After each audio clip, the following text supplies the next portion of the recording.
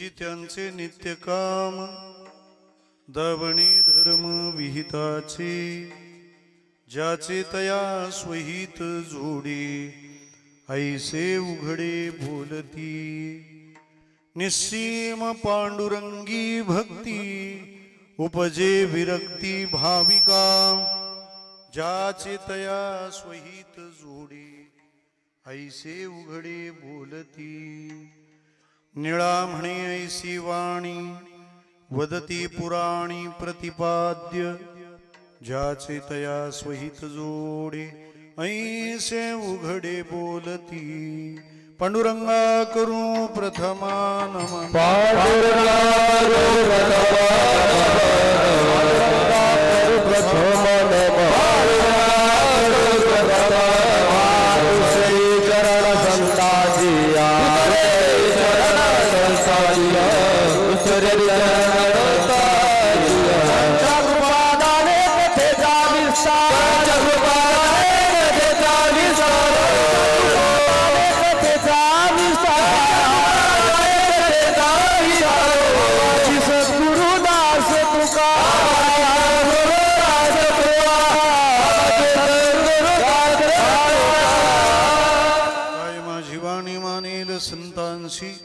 रंजवू चित्तासी Apulia ओम नमो ज्ञानेश्वरा करुणाकरा दयाळा तुमचा अनुग्रह लाधलो पावन झालो चराचरी सेवे लागी सेवक झालो सेवे लागी सेवक झालो सेवे लागी सेवक झालो सेवे लागी सेवक झालो चरणा तुमचा लागलो निज लागलो निज चरणा तुमचा लागलो निज चरणा तुमचा लागलो तुमचा लागलो निज सेवक झालो सेवे लागी सेवक झालो सेवे लागी सेवक झालो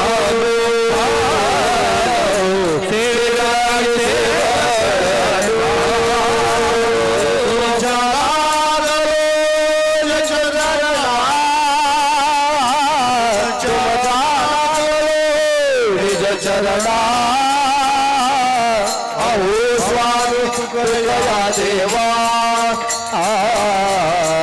यावरी न करावा अवे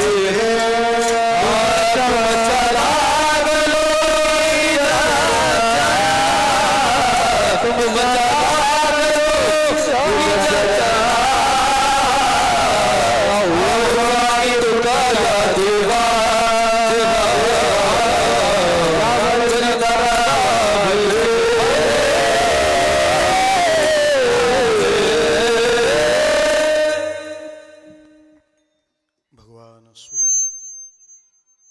सर्व श्रोतृवृंदांच्या चरणारविंदी विनम्र भावाने वंदन करतो।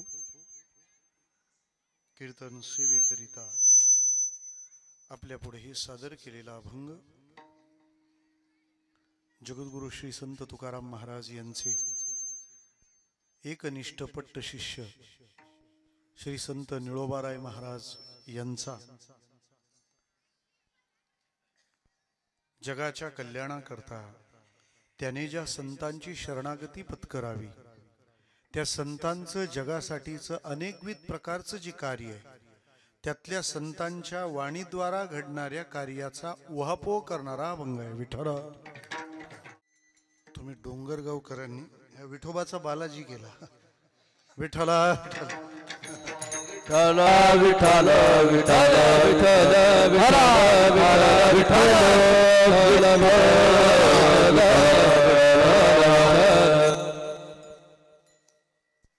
थोडी आता इथे पण मेहनत घ्या। गायलेल्या अभंगाची अर्थवंदना करण्याआधी ज्या गोड निमित्ताने हा धर्म मंडप भक्तिमान्य महानुभावांनी समृद्ध झालाय त्या निमित्ताचा परिचय अगत्याचा आहे। गेली 14 वर्षे हे धाम अनेकांना पावन करत आलंय, म्हणून हे पावन धाम आहे.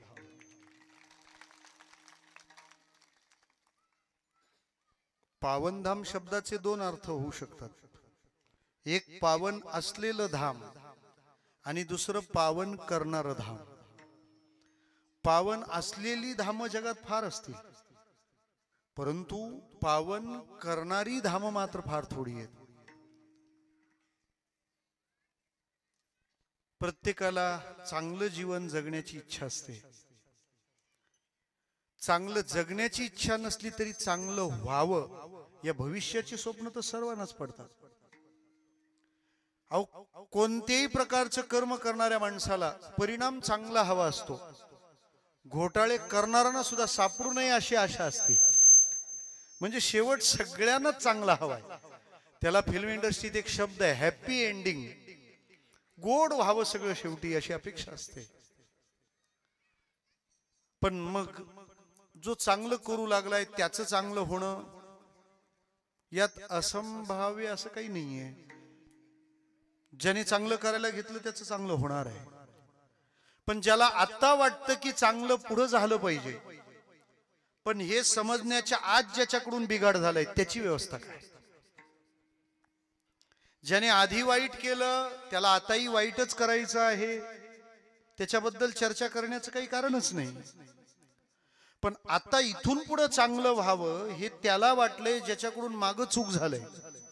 अशा लोकांकरता काही व्यवस्था असल्या पाहिजेत. म्हणून देवाने प्रत्येक भूमीत असा एक एक पावन धाम वसवलाय. विठ्ठला विठ्ठल विठ्ठल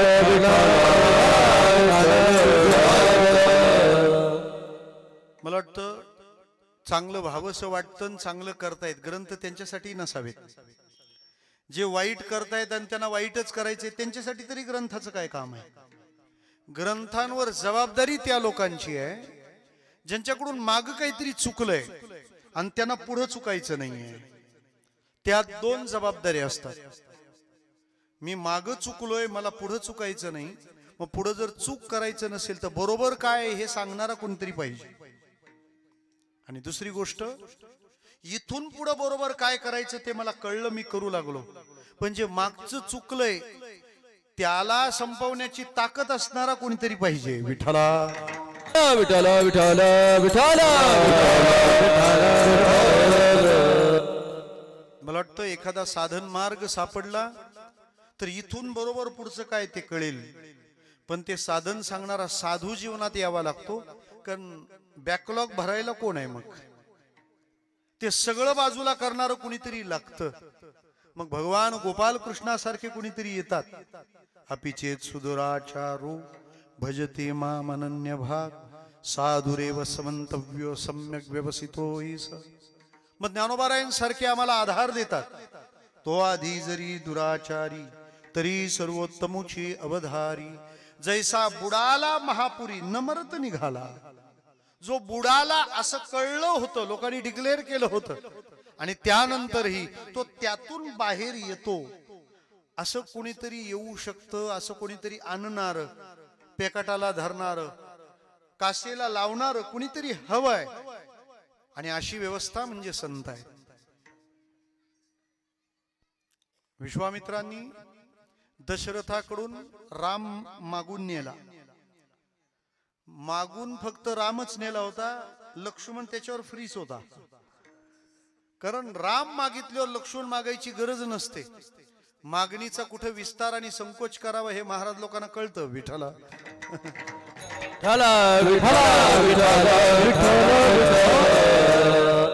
ते म्हणाले राम द्या. लक्ष्मण येणारच होता ना.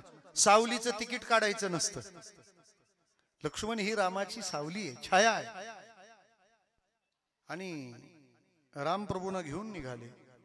निघाल्यानंतर त्या प्रवासामध्ये विश्वामित्रांसोबत असताना रामप्रभूला एकूण 3 स्त्रिया भेटलेल्या आहेत.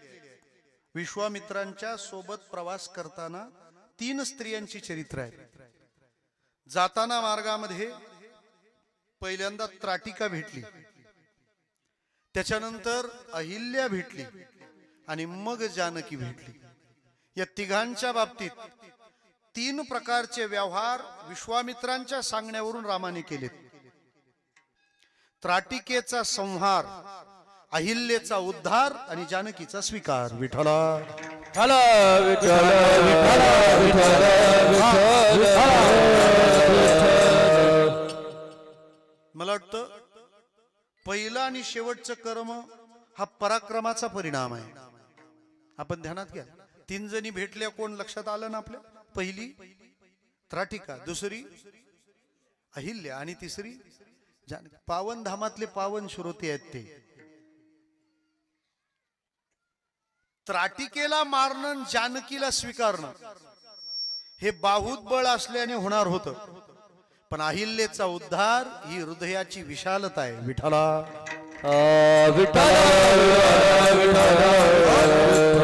त्राटिकेला मारलं पुरुषार्थ आहे. जुने लोक अजूनही ते गाणं म्हणतात. त्राटिका दैतीनं मारिली रामानं एका बाणानं. वक्ते महाराज म्हणायचे. वक्ताला आठवलं म्हणून बोललो. त्राटिकेला मारणं पुरुषार्थ आहे. जानकीचा स्वीकार तिच्या प्राप्तीकरता पण होता. काय? शिवधनुष्याला जो प्रत्यंच्या चढवील, जानकी त्याला माळ घालील, हा पण होता. तो पण होता म्हणजे काय पण नव्हता.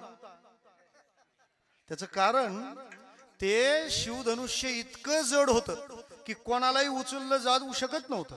धनुष्याचं तसंच आहे, कोणालाही पेलेलं असं काही सांगता येत नाही. विठ्ठला ठाला ठाला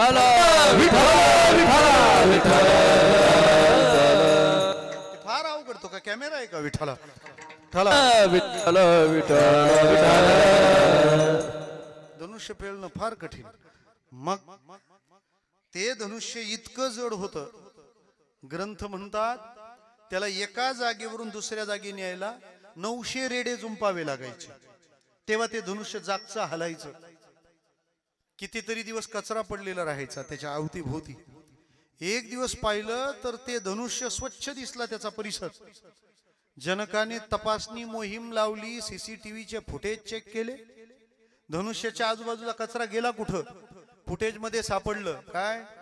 एक दिवस जानकीने डाव्या हाताने ते धनुष्य उचललं, बाजूला नेलं, जागा साफ करून ठेवून दिली. तेव्हा जनकाने ठरवलं ज्या धनुष्याला हलवायला 900 रेडे लागतात, ते ज्या पोरीनं डाव्या हाताने धरून ओढलंय, किमान हिचा नवरा हिच्या एवढा बलवान असावा. विठ्ठला विठ्ठला विठ्ठला विठ्ठला. हा खुलासा का केला? तुम्हाला वाटायला नको तो पण आहे, काय पण नाही. पराक्रमाने जानकी प्राप्त केली, पण माता अहिल्येचा उद्धार, तिला पावन करणं, महाराज रामप्रभूच्या उदार हृदयाची ती प्रचिती आहे.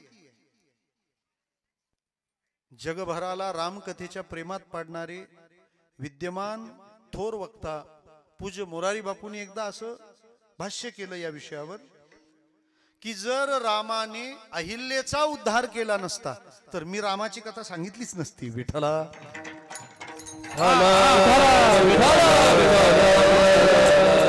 राम प्रभू माझा प्रिय कुठं आहे? अहिल्येच्या उद्धाराची व्यवस्था जिथं आहे तिथं राम प्रभू प्रभू आहे. आणि मला असं वाटतं आपल्याही जीवनात थोड्या थोड्या कुसंगाने, कधी असंयमाने, कधी पूर्व दुष्कृताने, पूर्व प्रारब्धाने घडलेल्या चुकांपासून मुक्ती देणारी जागा म्हणजे पावनधाम आहे. इथून चांगल्या संकल्पाचं सतत प्रदान होतंय.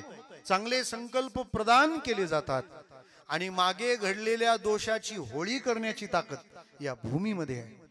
इथं यावंच असं नाही. एखाद्याला नाही इथं पोचता आलं, त्यांनी या भूमीचा, इथल्या सत्पुरुषांचा नुसता आठव करावा. तयाच्या चिंतने तरतील दोषी, तयाच्या चिंतने तरतील दोषी, तयाच्या चिंतने तरतील दोषी, तयाच्या चिंतने तरतील दोषी. जळतील राशी पातकाच्या, जळतील राशी पातकाच्या, तयाच्या चिंतने तरतील दोषी, तयाच्या चिंतने तरतील दोषी जळतील राशी पातकाच्या जळतील राशी पातकाच्या तयाच्या चिंतने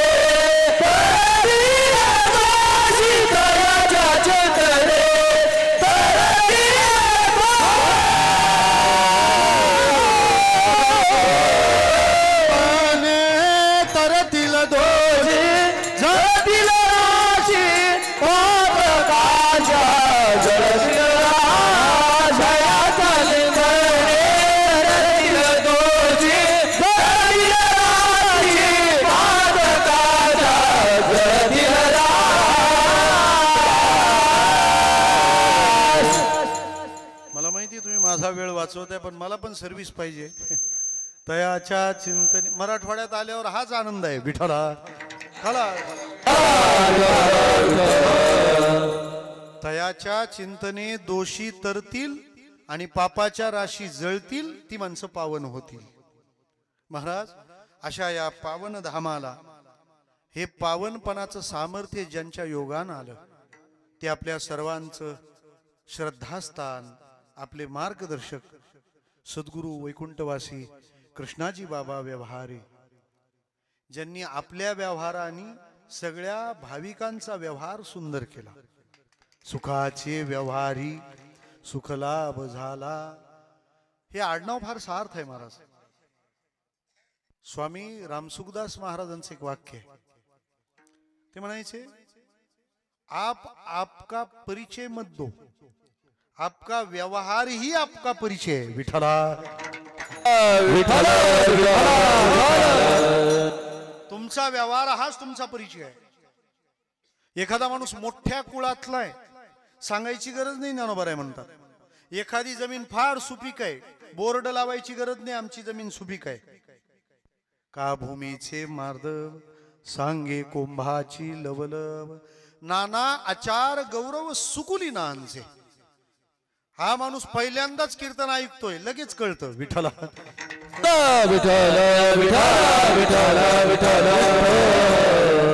मला म्हणायचं इतकंच आहे की महाराजांनी आपल्या तपसाधनेने, आपल्या उपासनेने या भूमीला पवित्रता आणली आणि त्याचा हा परिणाम आहे. तुमचा सप्ताह म्हणजे महाराष्ट्रातला आश्चर्य म्हणून लिहायला काहीच हरकत नाही महाराज. परमादरणीय या संस्थानाचे विद्यमान मठाधिपती प्रेममूर्ती प्रभाकरजी महाराज शास्त्री, ज्यांच्या अत्यंत ओढीने, स्नेहाने आणि बऱ्याच वर्षाच्या आग्रहाच्या रेट्याने आम्ही यंदा पोहोचलो, आमचे नारायण महाराज शिंगारे शास्त्री, या सर्व संत महंतांच्या दर्शनाचा येथील सर्व गायक, वादक, कीर्तनकार, प्रवचनकार आणि संप्रदायाच्या मार्गाने वाटचाल करणारी आपल्यासारखी अत्यंत सश्रद्ध भाविक मंडळी, या सगळ्यांच्या दर्शनाचा लाभ माझ्याकरता अत्यंत आल्हाददायक आहे. विठ्ठला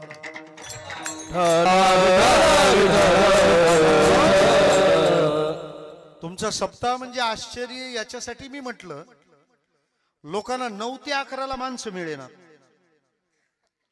तुम्ही 2 ते 4 जमलात आणि तोही मांडव ओव्हरफ्लो. आमच्या मुंबईत जर 2 ते 4 कीर्तन ठेवलं नारायण महाराज, 2 ते 4च लोक येतील.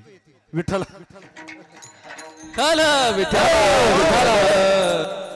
मला एकाने विचारलं, हे काकडा 4 ते 6 का असतो? म्हटलं माणसं तेवढीच राहतात, 4 ते 6, 7वा नाहीच. आपण 2 ते 4 या वेळामध्ये इतक्या मोठ्या संख्येनं, इतक्या अजून 3राच दिवस आहे हो, काल्यापर्यंत तुम्हाला बसवायचे कुठे हा इथं प्रश्न राहील. आपली श्रद्धा, आपली सद्भावना या वाखाणण्याजोगे आहेत, हे पहिलं आश्चर्य. आणि दुसरं आश्चर्य म्हणजे लोक गावातही जमत नाही, डोंगरातही जमत नाही, डोंगर गावात जमली आहे तो. आपण अत्यंत सद्भावनेनं हे जे स्वतःच या उत्सवात समर्पण केलंय, माऊली या सेवेचा, समर्पणाचा प्रसाद म्हणून तुमचं नामावरचं प्रेम वाढवतील. विठ्ठला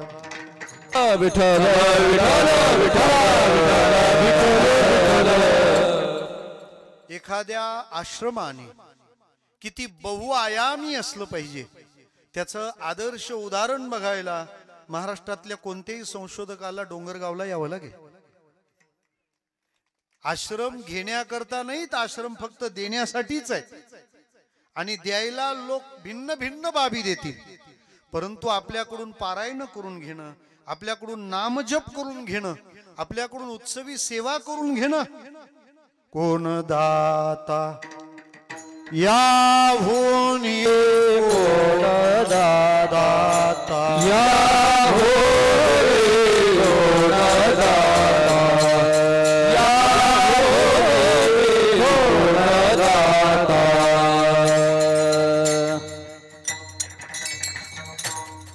तुका म्हणे मंगळाता आपुली आपण करा सोडवून कोण दाता याहुनी, यापेक्षा दाता कोण आहे आता. आणि अशा आश्रमाच्या ठिकाणी आपल्या सर्वांची असलेली श्रद्धा हे आपल्या निश्चित कल्याणाचं सुतोवाच आहे. निश्चित कल्याणाचं सुतोवाच आहे. इतक्या जमलेल्या लोकांना तुम्ही समाजासाठी काही भल्याचं करा असं सांगितलं जातं. इथं बॉम्ब बनवणारे बनवले जात नाहीत. विठ्ठला त्यामुळे शासनाने पण कोणाला पगार चालू करावा हे ध्यानात घ्यावं. विठ्ठला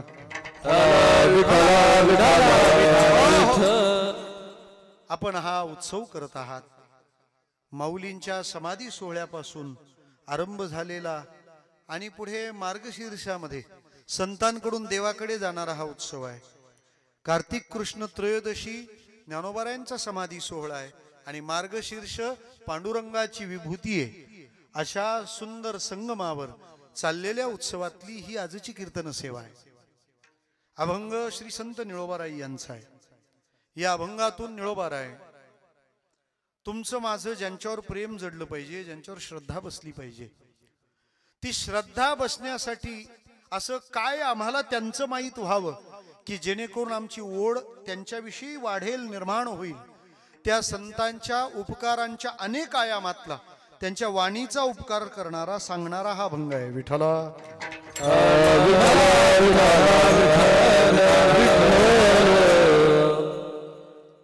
देवासकट शास्त्र आणि संत या सगळ्यांचा आग्रह एवढाच आहे की तुम्ही संतांना शरण जा. आग्रह कुणाचाही असो तो तुम्हाला तिकडेच जायला लावणार आहे. मी तर असं म्हणेन गाथ्यामध्ये अभंगांचं वर्गीकरण केलं गेले. सद्गुरु जोग महाराजांचे ते आपल्यावर उपकार आहेत की तुकोबारायांच्या गाथ्याचं त्यांनी वर्गीकरण केलं आणि त्यामुळे त्याची प्रकरणं बनली. उपदेशपर प्रकरण, संतपर प्रकरण, नामपर, करुणापर, एवढी प्रकरणं असताना तरी पण गाणी येतात. हे नवीन प्रकरण आहे. विठ्ठला ढला ढला विठ्ठला महाराज इतकी प्रकरणं त्या गाथ्यामध्ये आहेत. पण या सगळ्याचं तात्पर्य सांगू आपल्याला. कोणत्याही प्रकरणातला अभंग गायला तर त्याला तुम्हाला ऍक्टिव्हेट करताना, तुमच्या जीवनामध्ये उपासना म्हणून प्रक्रियेत आणताना तो अभंग घेऊन तुम्हाला संतांकडे जावं लागेल. अभंग कोणतेही प्रकरण, समजा तुम्ही पंढरीपर प्रकरण घेतलं तर त्या पंढरीला जायला तुम्हाला संघ हरिदासाचा लागणार आहे. संतांच्या संगतीने जाल तरच पंढरीला पोहोचाल. आणि जरी तसे पंढरीत पोहोचले तरी विठोबापर्यंत पोहोचायला पण एखादा संतच लागेल. कारण पंढरपुरात जाऊन पण अकबर टॉकीजचा ऍड्रेस विचारणारे महाभाग आहेत. विठ्ठला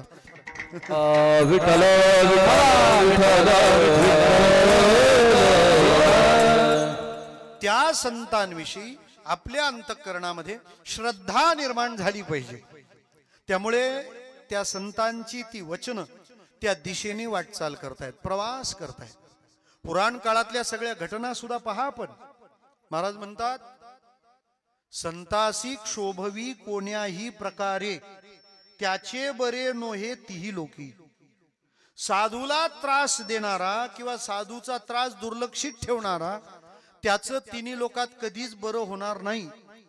त्याचे बरे नोहे तिही लोकी. मग विधानसभे कसं विठ्ठला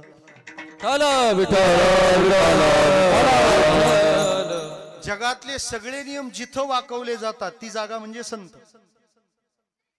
ती जागा म्हणजे संत आहे. देव सगळ्या बाबतीत निष्ठुर होतो, संत त्याच्या अत्यंत आवडीचा विषय. तो त्या इतकं प्रेम कसंच कोणावरच करत नाही, कधीच करणार नाही. त्याला आनंदही संत भेटीचा आहे आणि त्याला दुःख सुद्धा संत जेव्हा उपद्रवित होतात तेव्हाच आहे. आणि जेव्हा संत उपद्रवित होतो तेव्हा त्याचा कायदा तो इतका कठोर बनवतो की स्वतःची पोरं सुद्धा सुटत नाही. श्रीमद भागवत पहा आपण, एकादश स्कंदात आलेली कथा आहे. विप्रशाप नावाचा अध्याय पहिला. साम नावाच्या मुलाला साडी नेसवली, पोटावर चिरगुड बांधलं आणि आलेल्या साधूला सहज त्यांनी मस्करीने विचारलं, तुम्हाला महाराज लोकांना लईच समजतं, सांगा हिला काय होईल.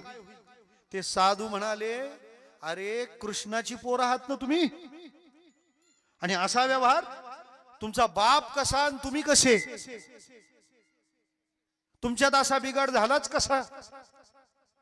तुमच्या बापाकडे एक साधू आला होता, भजन करणारा ब्राह्मण, गरीब होता तरी त्याला वागणूक इतकी आदराची दिली. अरे त्याचे पाय धुवायला घेतले तर गोमतीचं पाणी उशिरा आलं म्हणून डोळ्यातले अश्रूने अभिषेक घातलाय, आणि जाताना सोन्याचा गाव त्याला दिला. त्याच्या पोटी तुम्ही जन्माला आलात. तुम्ही साधूचा अपमान करतात. साधूचा अवमान हा शोभतो का? 2-2 साधू मेले तरी विठ्ठल.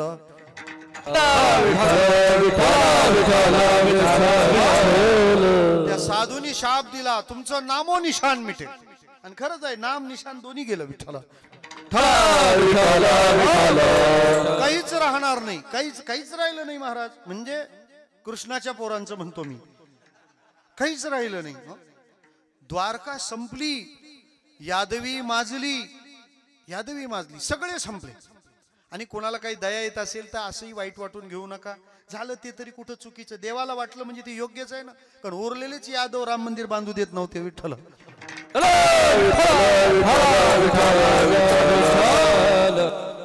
मग त्यावेळेला मुसलम कुलनाशनम हा शाप होता.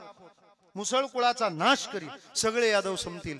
सांगू आपल्याला, देवाने संत बाधित झाले म्हणून इतकं कठोरपण धारण केलं की स्वतःची पोरं मारली. पण तोच पराक्रम, तोच दाह जेव्हा त्यातल्या एका साधूला लागू लागला तेव्हा त्यांनी त्याचा साधू हा कवचात ठेवला. सगळे यादव संपले त्या शापाच्या परिणामात. मग मला एवढंच विचारायचं आहे, सगळे यादव संपले तर मग उद्धव पण यादवच होता. देवाचा साधूवर फार जीव आहे. विठ्ठला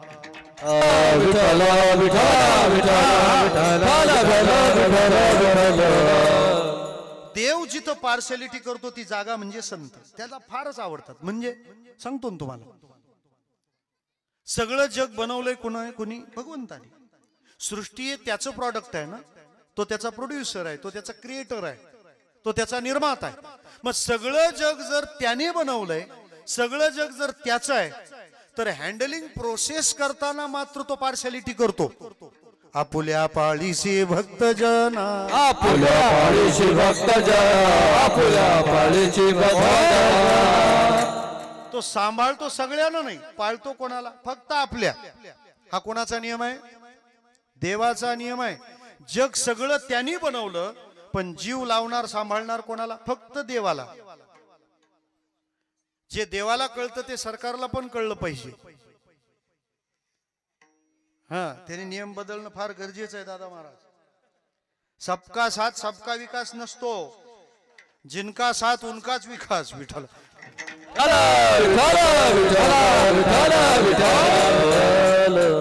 देव जन्माला सगळ्याला घालतो, पण आपुल्या पाळीसी भक्ता राखे दुर्जनाशी. जे भक्त आहेत त्यांना सांभाळतो. आता हे देवाला कळतं, देवाला पण कळेल. असू दे, हे वरच्यासाठीच सांगितलं होतं, तुम्ही आराम करा. विठ्ठला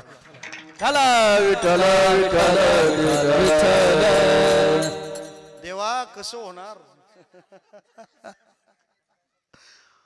मला म्हणायचं इतकंच आहे की देवाचा फार जीव आहे संतांवर, आणि त्या संतांवर तुम्ही आम्ही पण जीव लावला पाहिजे असं संतांनाही वाटतं.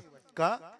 उद्धारासी ठाव नाही भाग्यहीना, विन्मुख चरणा संताची. लक्षात घ्या, ज्ञानेश्वरी दुकानावर 100 रुपयाला मिळेल, पण त्या ज्ञानेश्वरीचं अनमोल असं प्रेम मिळवायला तुम्हाला पावनधामला यावं लागेल. 350च्या वर पारायणाची अनुष्ठान ज्ञानेश्वरीची या भूमीत झाली आहे. मला वाटतं आमच्या व्यवहारे बाबांनी आळंदी, पंढरपूर, देहू सगळं डोंगर गावात आणून वसवलं. विठ्ठला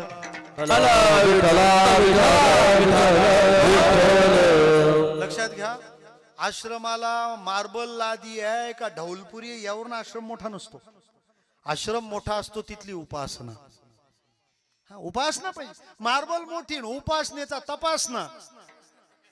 काय करायचं गेला महाराज तो मार्बल आणि ती सनग्लास. आमचा डोंगरगावचा आश्रम दिसायला बाहेरून अत्यंत साधा आहे, अत्यंत साधा आहे, पण ते प्रेम, ती नामाची ओढ, ती जपाची अनुष्ठानं आपल्याकडून करून घेतली जातात. त्या साधूच्या प्रती आमच्या मनात प्रेम निर्माण झालं पाहिजे.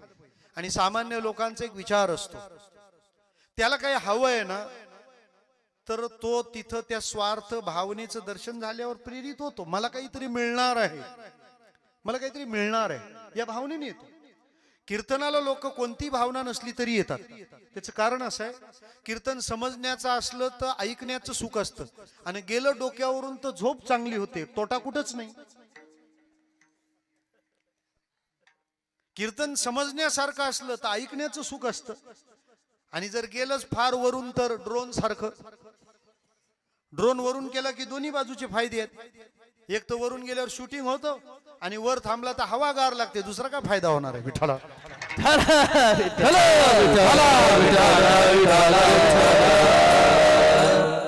महाभारतापासून काम करतोय ड्रोन. विठ्ठला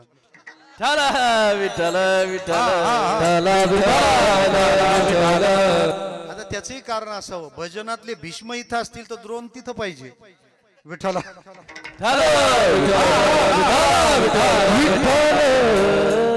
मला काय लाभ होणार आहे हे कळलं पाहिजे. म्हणून निळोबाराय त्या संतांचं आपण का स्मरण करावं याचं कारण विशद करतायत, कारण समजावून सांगतायत.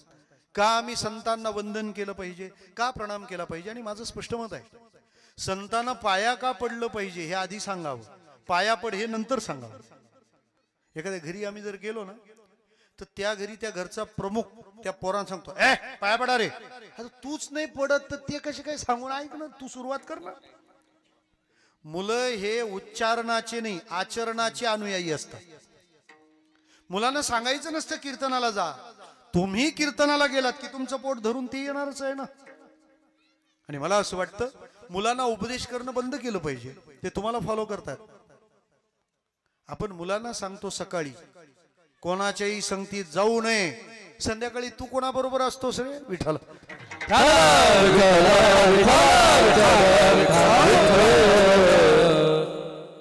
यद्यदा चरती श्रेष्ठ तत्त देवे तरोजना. ते तसं तसं चालत राहतं ना. मग ते सांगतात पाया पड. आता त्या मुलांचा अजिबात मूड नसतो आमच्या पाया पडायचा. उलट त्यांचं ते कार्टूनचं चॅनेल बंद झालेलं असतं, त्याचा ठपका आमच्यावर असतो. ते कार्टून बंद झाल्यावर हे कार्टून आमच्याकडे रागाने पाहतो. हाच तो बाबा आहे ना, आता ह्याच्या पाया पडायचं. मला तर भीतीच वाटते, तो मारक्या म्हशीसारखा पाहतो. माझी विनंती आहे आपल्या परिवार प्रमुखाला, पहिल्या वेळेला नका त्याला पाया पडायला सांगू, पण आपल्या घरी आलेला माणूस पाया पडण्यासारखा आहे. कारण आपल्या घर परिवारात जो आनंद दिसतोय तो आनंद ज्यांच्या प्रबोधनाचा परिणाम आहे, त्या प्रबोधनाला आम्ही प्रणाम केला पाहिजे. म्हणून आम्ही महाराजांना नमस्कार करावा. पाया पड हे सांगण्याआधी पाया का पडावं हे सांगितलं पाहिजे. तसं संतांचा आदर करा, संतांचा सन्मान करा हे सांगण्याआधी त्यांना सन्मान करावा त्यांचा, असं त्यांचं योगदान काय हे समाजाला क्लिअर केलं पाहिजे. मला वाटतं माळ का घातली पाहिजे याचं व्यवस्थित विश्लेषण जर केलं तर बळजबऱ्या थांबतील. विठ्ठला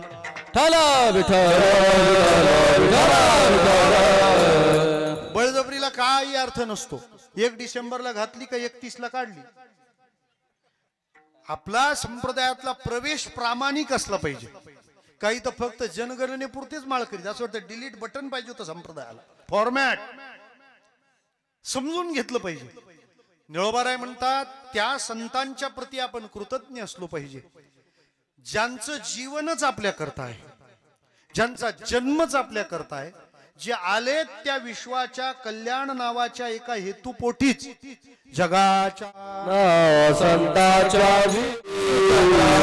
कल्याण संताच्या विभूती जगाच्या कल्याण संताच्या विभूती जगाच्या कल्याण संताच्या विभूती देह कष्टवेते परोपकारी परोपकारी हा देह कष्टवेते परोपकारी परोपकारी देह कष्टवेते परोपकारी परोपकारी देह कष्टवेते परोपकारी परोपकारी जगाच्या कल्याण संतांच्या विभूती देह कष्टविती परोपकार देह कष्टविती परोपकार जगाच्या कल्याण संतांच्या विभूती देह कष्टविती परोपकार देह कष्टविती परोपकार.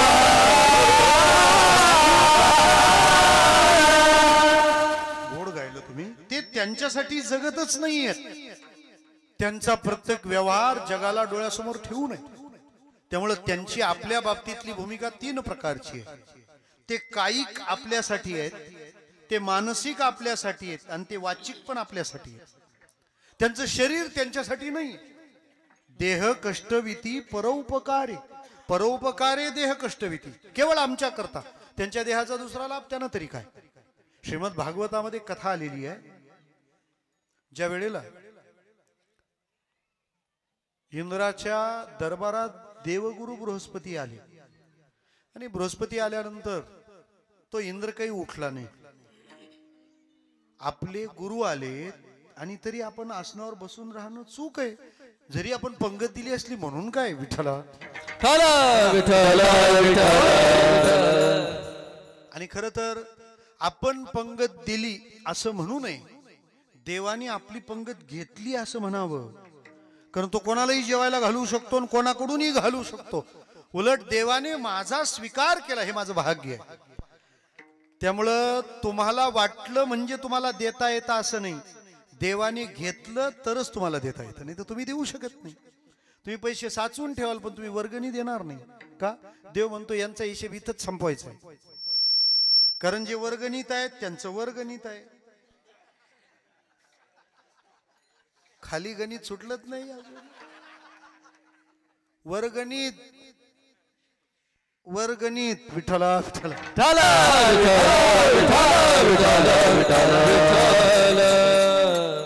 आजी म्हणतात बाबांनी छान सांगितलं बा विठ्ठला.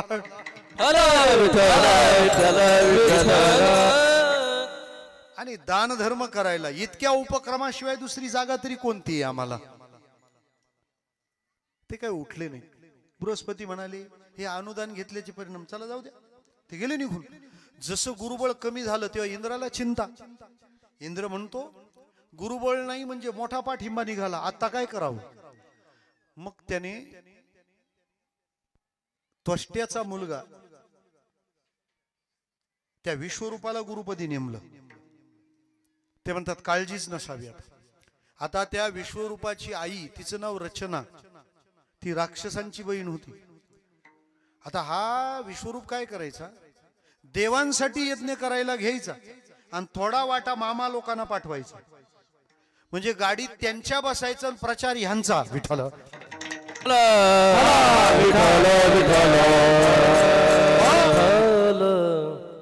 महिनाभर हॉटेल प्रसन्न असतात त्याच्यामुळे काही वाटतच नाही. महाराज हे ज्या दिवशी इंद्राला कळालं त्याने शिरच दिलं उडून विश्वरूपाचं. जा आता शिर उडवल्यावर ब्रह्महत्या त्याच्या मागे लागली. विश्वरूप ब्रह्मकुलोत्पन्न त्वष्ट्याचा मुलगा.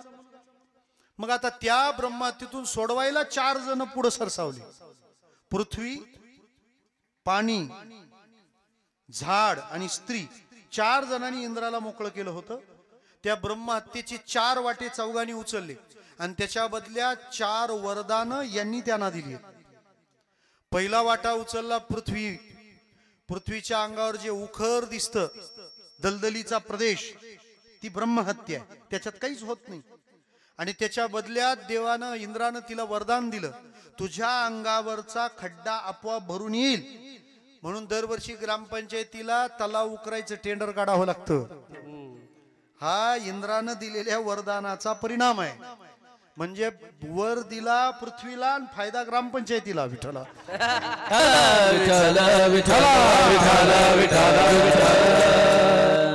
दुसरा वाटा कोणी उचलला? बोला. तुम्ही वाटे मोजता का नुसते काठीच पाहता? पहिला वाटा उचलला पृथ्वीने, दुसरा वाटा उचलला पाण्याने. पाण्यावर जो फेस येतो ना, ती ब्रह्महत्या. त्या पाण्याला ते फेस करावं लागतं. तो फेस येतो. मग देवाने त्यात तिला वरदान दिलं त्या पाण्याला की चला, तुम्ही माझं एवढं काम हलकं केलं ना. त्या पाण्याला सांगितलं, तू ज्याच्यात जाशील त्याला वाढवशील. आता ही पण गंमत मोठीच आहे. देवाने वरदान दिलं पाण्याला आणि फायदा दूधवाल्याला.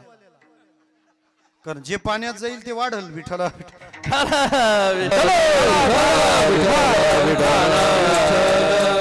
हे आता कोणा आईजीच्या जीवावर बाईजी उदार होऊ लागली. कोणावर कोणाचा आनंद आहे. तिसरा वाटा उचलला झाडांनी. झाडाला जो चीक येतो ना, ती ब्रह्महत्या आहे. आणि त्याच्या बदल्यात इंद्राने वरदान दिलं झाडांना, तुम्हाला कट केलं, तोडलं तरी तिथून फुटवा येईल. त्याच्यामुळे झाडाची फांदी जर तोडली तर त्याच्या बाजूने फुटवा येतो.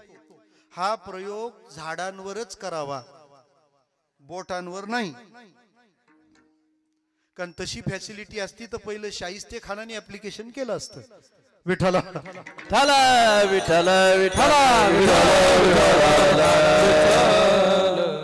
शाहिस्ते खानाने कामच काढलं महाराज. काय शाहिस्ते खानाचं राजांनी कामच, कोणाला कसं हँडल करावं ना ते राजांना बरोबर माहिती. शाहिस्ते खानाची काय तोडली? बोटच तोडली. म्हणजे मतदानाची शाहीत लावायला चान्स नाही. विठ्ठला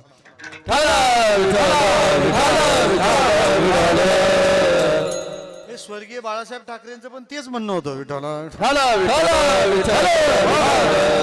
असू द्या, मला नाही फार काही लांब न्यायचं, पण ऐका तुम्ही.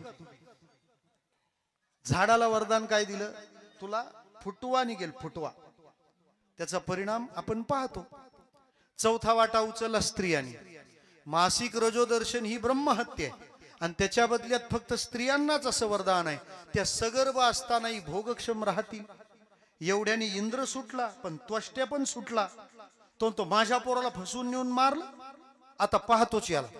म्हणून त्वष्ट्याने मांडला यज्ञ. बृहस्पती सौद असं त्या यज्ञाचं नाव. आणि भटजी लोकांना बसवलं. ते म्हणाले, करा, आपल्याला यज्ञ करायचा आहे. आपण कशाला? ते म्हणाले, इंद्र शत्रूवर विवर्धस्व. इंद्राला मारणारा पोरगा जन्माला घालायचा आहे. षष्टी बहुरी समास झाला आणि त्या ऋत्विजांचे मंत्र उच्चारण्यात दीर्घता आली, विलंब झाला. इंद्र शत्रू यस्य स इंद्र शत्रू. इंद्राला मारणारा जन्माला यायच्या ऐवजी इंद्राच्या हातून मरणारा जन्माला येऊ असा मंत्र झाला. बरी ही यज्ञाचे नियम आपल्या हरिपाठाला नाही आहेत. विठ्ठला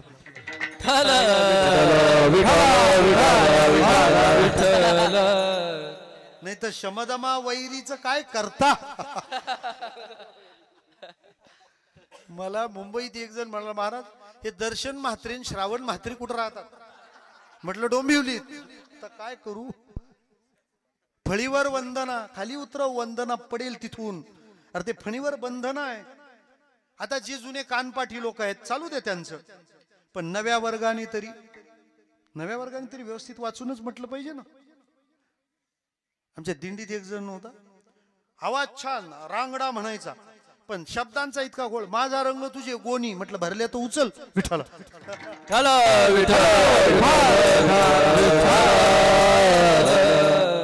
त्या यज्ञाचा परिणाम जो जन्माला आला त्याचं नाव वृत्रासूर. त्याने हैदोस घातला. इंद्राला त्याचं आसन सोडून पळून निघून जावं लागलं. वृत्र शब्दाचा अर्थ ब्रह्मलीन डोंगरेजी महाराज फार गोड सांगायचे. ते म्हणायचे, विषय भोगालाच सर्वस्व मानणारी वृत्ती म्हणजे वृत्र. समाजामध्ये विषय भोगच सर्वस्व आहेत अशी प्रतिष्ठा निर्माण केली जाते. हे वृत्रासुराचं कार्य आहे, ही वृत्रासुराचं कामकाज आहे. आणि महाराज सगळीकडे त्याने हैदोस घातला. आता पर्याय काय? ब्रह्मदेवाला विचारलं. ब्रह्मदेव म्हणाले सगळ्या सध्या त्यांची सरशी आहे, तुम्ही जरा वेट अँड वॉच. पण म्हणे करायचं काय? म्हणे याला उपाय फक्त एकच. जर ब्रह्मवेत्या पुरुषाने आपल्या अस्थी दिल्या तर त्यातून बनलेल्या शस्त्राने हा मरेल. स्वाध्याय परिवाराचे प्रणेते पूज्य पांडुरंग शास्त्री आठवलेंनी या कथानकाचा तात्पर्य भाव फार गोड सांगितलं. त्याच्या तत्वार्थाबद्दल ते असं म्हणाले, विषयालाच सर्वस्व मानणारी, भोगाला सर्वस्व मानणारी प्रजा जेव्हा होते तेव्हा ती वृत्ती संपवण्याकरता ब्रह्मवेत्याला आपली हाडं झिजवावी लागतात. विठ्ठला विठ्ठल विठ्ठल विठ्ठल. इंद्राने विचारला असा ब्रह्मवेत्ता कोण? म्हणे एकच, त्याचं नाव महर्षी दधीची. इंद्र गेला त्यांच्या आश्रमावर. त्याला देणग्या कशा मागायची ती आयडिया होती. त्यामुळे तिथे गेल्यानंतर वा तुमच्याबद्दल काय सांगायचं, तुमच्या आजोबांनी एवढी देणगी तेव्हा दिली होती, पंजोबांनी तेवढी दिली होती. सगळं ऐकलं. दधीची म्हणाले इंद्रा कशासाठी आलाय मला कळतं, मुद्द्याचं बोल. हाडं कधी नेणार? लक्षात घ्या, खऱ्या वैद्याला माणूस पाहिल्यावर तनातलं गुरुला मनातलं लगेच कळतं. विठ्ठला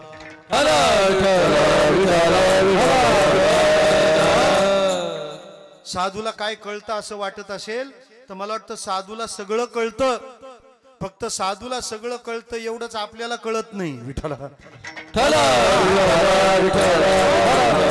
ते म्हणाले हाड कुठल्या मुहूर्ताला नेतो बोल. इंद्र पण हळहळला थोडा. इंद्र म्हणतो महाराज सगळं कोणी काही देईल हो, पण आपली हाडं काढून द्यायची. त्यावेळेला महर्षी दधीची म्हणतात, अरे इंद्रा नाहीतरी हाडाचं दुसरं काय झालं असतं? नाशिक नाही तर त्र्यंबकेश्वरच ना. या शरीराचं होऊन होणार काय? भागवताने या शरीराचे 3च परिणाम सांगितले. कृमिविष्ट भस्म संज्ञका. शरीर पडून राहिलं तर याच्यात किडे पडतात. कोल्या कुत्र्यांनी खाल्लं या शरीराला तर याची विष्ठा होते आणि याला जाळलं तर राखाडी होते. 4था परिणाम सांगा. या उलट ही हाडं जर विश्वाला आनंद आणि समाधान देण्याच्या कामात उपयोगाला येत असतील तर हा दधीची आणि याची हाडं भाग्यवान आहेत. कामधेनूचं स्मरण केलं, तिने अंग चाटलं, उरलेला अस्थिपंजर विश्वकर्म्याने वज्रात रूपांतरित केला, ज्याच्या जोरावर वृत्र मारला जातो त्रिभुवन सुखी होतं. मला म्हणायचं काय, ज्यांचा भौतिक